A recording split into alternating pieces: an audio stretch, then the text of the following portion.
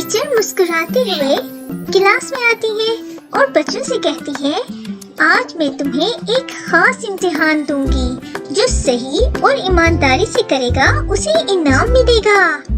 सब बच्चे खुशी से तालियां बजाते हैं।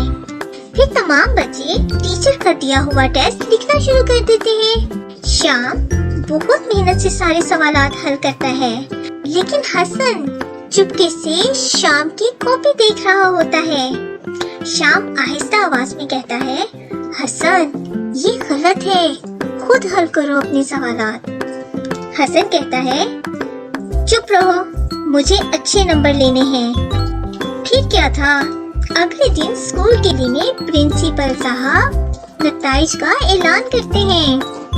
प्रिंसिपल साहब कहते हैं, आज के इम्तिहान में सिर्फ श्याम ने पूरी ईमानदारी से इम्तिहान दिया है, इसलिए इनाम सिर्फ उसे ही दिया जाएगा। तमाम बच्चे तालियां बजाते हैं।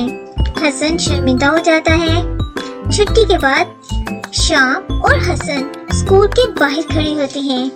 हसन श्याम से कहता है, मुझे माफ कर दो, मैंने गलती की, आइंदा कभी नकल नहीं करूँगा। श्याम कहता है, दोस्ती में माफी भी होती है, चलो कल से हम मिलकर पढ़ेंगे।